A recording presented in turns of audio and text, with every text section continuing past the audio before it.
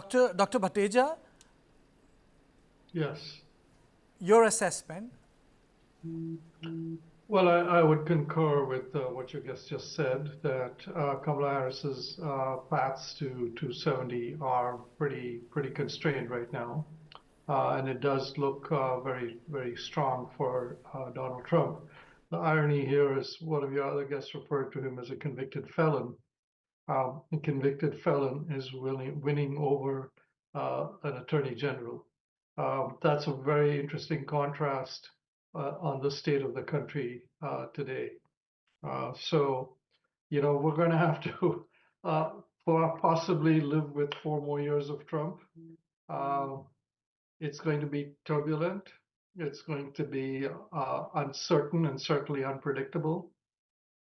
As we've discussed in the past, he's a very capricious and erratic personality.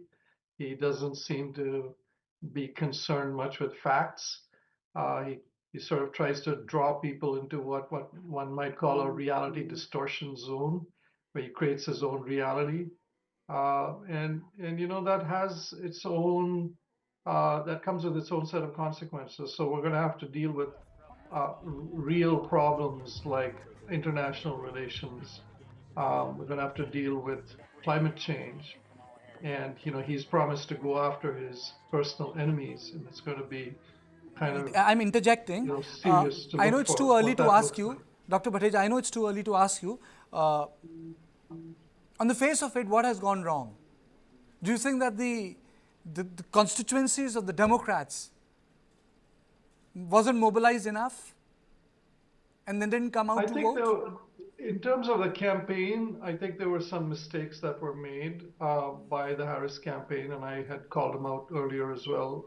I think they failed to point out that Republicans have a, so to speak, with a forked tongue when it comes to immigration.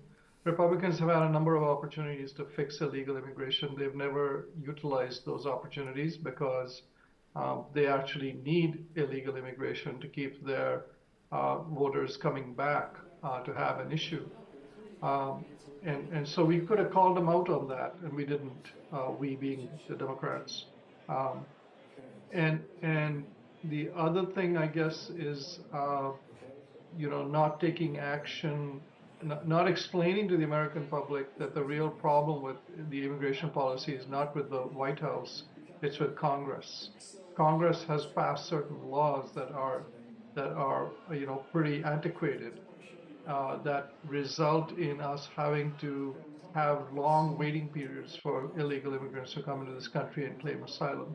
So these are opportunities to capitalize on issues in a constructive way that were missed. But let me speak to something else.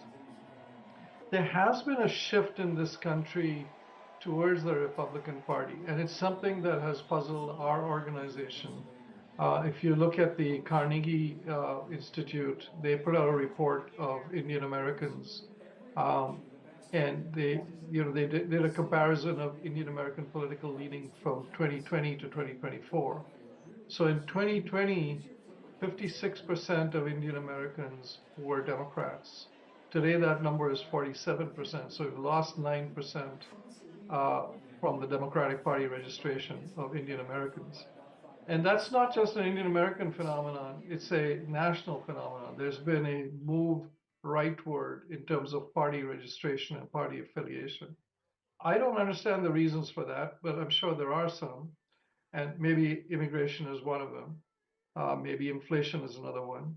But Bhateja, that when you're trend saying that is there's a real. perceptible shift toward the Republican Party, I think that's a very interesting observation.